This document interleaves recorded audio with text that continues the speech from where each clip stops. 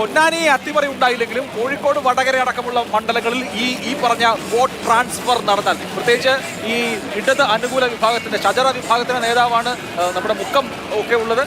നമ്മൾ ആ മേഖലയിലൊക്കെ അത് കോഴിക്കോട് മണ്ഡലത്തിന്റെ പരിധിയിൽ വിടുന്നത്. അപ്പോൾ ആ നിലയിൽ വിവിധ മഹല്ലുകളിൽ നിന്ന് സമസ്തയുടെ വോട്ട് ഇടതുപക്ഷത്തേക്ക് പൂൾ ചെയ്ത് കഴിഞ്ഞാൽ കഴിഞ്ഞ തവണ ഉണ്ടായ ന്യൂനപക്ഷ ഏകീകരണത്തിന് ഒരു റിവേഴ്സൽ ഉണ്ടാവുകയും മലബാർ മണ്ഡലങ്ങളിൽ അത് LDF അനുകൂലമാവുകയും ചെയ്യും.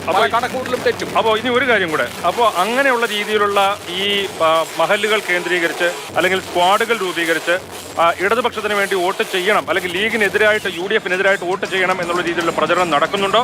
അങ്ങനെ നടന്നാൽ ഈ സമസ്തയുടെ ഈ വാക്ക് കേട്ട് മുസ്ലിം സമുദായത്തിൽ നിന്നുള്ള അംഗങ്ങൾ ഇതിനനുസരിച്ച് വോട്ട് ചെയ്യൂ?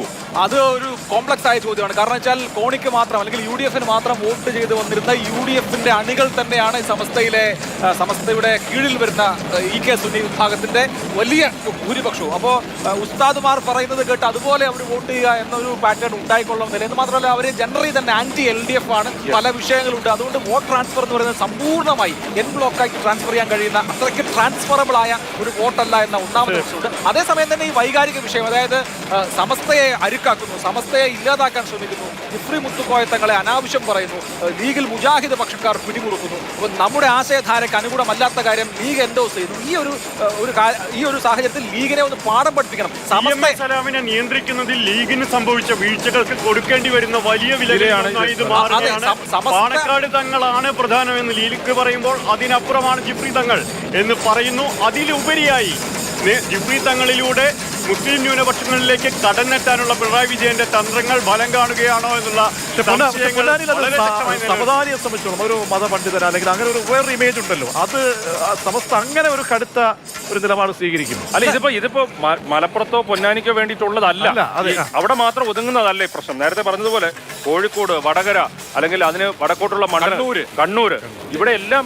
ഇത് മാത്രമല്ല, ഓരോ കാര്യവും സൂക്ഷ്മദർശിനി വെച്ച് പരിശോധിക്കുന്നത്. ഇപ്പൊ ഞാൻ PMA സലാമിന്റെ ഒരു ഇന്റർവ്യൂ എടുത്തു. നമ്മളത് 2 ആഴ്ച മുമ്പ് ടെലികാസ്റ്റ് ചെയ്തതാണ്.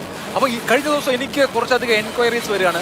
എന്താണെന്ന് വെച്ചാൽ PMA സലാം ദക്ഷിണ കേരളത്തിൽ സമസ്തയ്ക്ക് ബലമില്ല എന്ന് പറഞ്ഞോ എന്നുള്ളതാണ് ആ ചോദ്യത്തിന്റെ പൊരുൾ. അപ്പോൾ ഷഹീദ് എന്നെ വിളിച്ചു. അപ്പോൾ ഞാനത് ഒന്നുകൂടി കേട്ടു നോക്കി. അപ്പോൾ അദ്ദേഹം അങ്ങനെ പറഞ്ഞിട്ടില്ല. ദക്ഷിണ കേരള മുസ്ലിം ജമാഅത്താണ് കാര്യങ്ങൾ നിയന്ത്രിക്കുന്നത് എന്നൊരു വാചകം അദ്ദേഹം പറഞ്ഞു.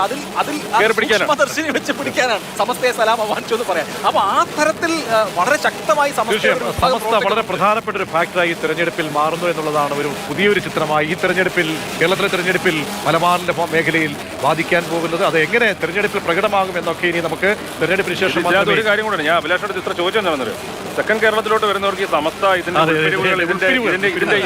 എന്ത് ഇഫക്റ്റ് ഉണ്ടാക്കും എന്നുള്ളതിനെ കുറിച്ച് യാതൊരു ധാരണയുമില്ല. തീർച്ചയായും അത് തൃശ്ശൂർ മുതൽ വടക്കോട്ട് ആണ് വലിയ തോതിൽ പ്രതിഫലനം ഉണ്ടാക്കുക. പക്ഷേ മലപ്പുറത്തും പൊന്നാനിയിൽ ഒന്നും റിസൾട്ട് മാറില്ല എന്ന് നമുക്ക് ഉറപ്പിക്കാം.